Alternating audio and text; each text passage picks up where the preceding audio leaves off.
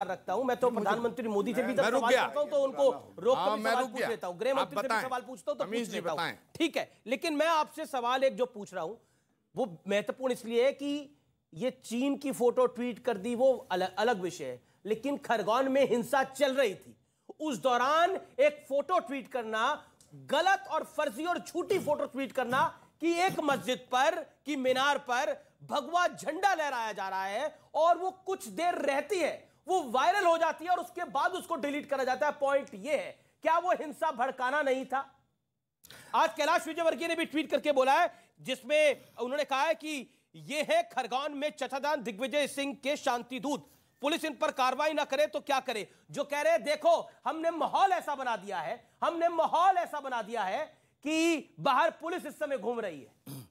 अमीश देवगन, दो बातें आई, दो मैं जवाब दे देता हूं। पहली बात कि मध्य प्रदेश में जो दंगा हुआ वो दिग्विजय सिंह के ट्वीट पे नहीं हुआ, जब दंगा हो गया उसके बाद का ट्वीट है, वो भी उन्होंने डिलीट कर दिया, नंबर एक। नंबर टू, एक सवाल करता हूं आपसे, अगर राजस्थान में दंगा होता है उसकी जिम्मेदारी तो अशोक गहलोत की मानी जाती है, लेकिन अगर गुजरात में दंगा होता है और मध्य प्रदेश में दंगा होता है तो उसकी नहीं, मध्य प्रदेश में अगर दंगा होता है तो उसकी जिम्मेदारी दिग्विजय सिंह की है।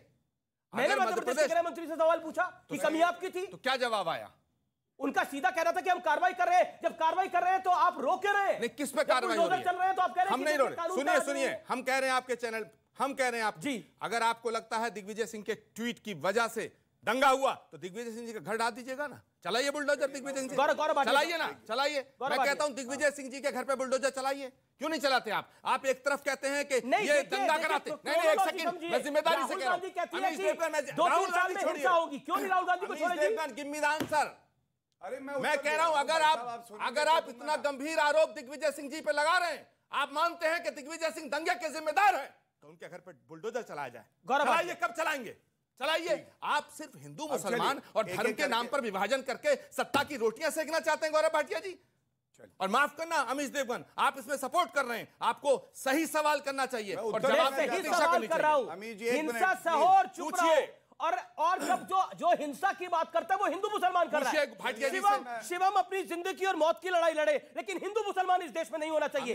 हिंसा हुई किसके नाम पर? पत्थर नहीं फूल चलाए थे। अमीश देवगन जी, हिंदुओं की ठेकेदारी आपके पास नहीं है, ना बीजेपी के पास है। गौरव जी जवाब देंगे। गौरव भाटिया, आप लोगों की सरकारें हैं, तो क्या आप लोगों की सरकारें रक्षा भी नहीं कर पा रही हिंदुओं की? चलिए, देखिए, इन्होंने कुछ बातें उठाई और आचार्य जी को उत्तर देते हुए सबसे पहले मैं ये कहूंगा, जब मैं यहां आ रहा था तो अशोक गहलोत का बयान चल रहा था। उन्होंने कहा कि जो मध्य प्रदेश में बुलडोजर चलाए जा रहे हैं उग्रवादियों पे, दंगाइयों पे, वो गलत है, इन्हें हमसे सीखना चाहिए। क्या सीखना चाहिए?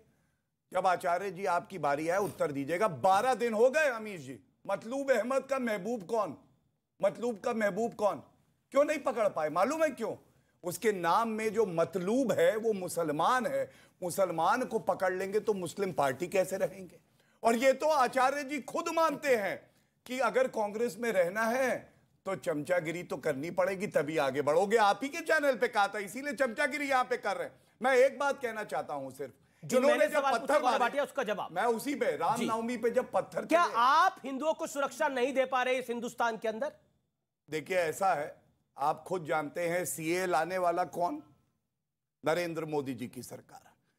हमने 4 सरकारें प्रदेश की त्याग दी। हमने कहा ये बड़ी बात नहीं है, राम मंदिर भव्य बनना चाहिए, आज बन रहा है। हिंदू अस्मिता के लिए अगर कोई पार्टी खड़ी है और डंके की चोट पे खड़ी है तो वो भारतीय जनता पार्टी। एक मिनट अमीर जी, प्लीज एक मिनट। इन्होंने जब पत्थर चलाए ना, इन्होंने एक संदेश दिया। इन्होंने संदेश ये दिया, तुम हिंदू हो, हम पत्थर चलाएंगे, पत्थर की ताकत। आज बुलडोजर, वर्दी और कानून की ताकत मध्य प्रदेश में दिखाई जा रही है, जो योगी मॉडल है जिसपे हमने कर गए। तो आज सारी जनता तय करेगी वो कहां खड़ी है। कर रही है। अगर योगी आदित्यनाथ बुलडोजर चलाते हैं तो वो बुलडोजर बाबा हो जाते हैं। अगर शिवराज सिंह चौहान बुलडोजर चला रहे हैं तो ओवैसी से लेकर कांग्रेस तक कह रही है ये गैर कानूनी है, ये गलत है। आप क्या कहते हैं? अमीश देवगन, मैंने बड़ी जिम्मेदारी से आपसे एक सवाल किया और एक सवाल गौरव भाटिया से किया कि अगर आप मानते हैं कि दिग्विजय सिंह दंगा कराने के जिम्मेदार हैं तो उनके घर पर बुलडोजर कब चलाओगे? इन्होंने जवाब नहीं दिया। अब सुनिए, अरे बुलडोजर कब चलाओगे? चल जाएगा बुलडोजर, चलाओ ना बुलडोजर, चलाओ ना बुलडोजर, गांधी परिवार आप चलाओ बुलडोजर, आप कब चलाओगे? अरे बताओ ना, आप सब साथ चलाइए बुलडोजर, आप चलाइए बुलडोजर, कांग्रेस के प्रवक्ता चलाइए ना, मैं कह रहा हूं चलाइए, चलाइए, बात कर रहे हैं। अगर वो दंगे के जिम्मेदार हैं, अपना काम कर रहा है। आप ये बताइए, मतलूब अहमद की महबूबा जो है वो कब गिरफ्तार करेगी मतलूब को, ये तो बताइए। अच्छा ठीक है, सवाल पूछे जा रहे हैं, हम भी तो सवाल पूछ रहे हैं। रुकिए ना, आचार्य जी, गौरव भाटिया का है कौन? देखिए, महबूबा तो आपकी फूफी है। अरे आपकी तो बहन है कि नहीं है? मेरी तो बहन है, आपके साथ तो सरकार में रही है। नहीं, आपने मुख्यमंत्री बनाया महबूबा को, आप मतलूब की बात कर रहे हैं। अब सुनिए, देखिए गौरव भाटिया, महबूबा मुफ्ती में तो फंस जाते हैं आप लोग। क्यों, इनके साथ भी तो रही है। अच्छा गौरव नहीं रही, आप पूछिए ना। अरे तो आप और ये बराबर है क्या? आप बुलडोजर के साथ है या बुलडोजर के खिलाफ है?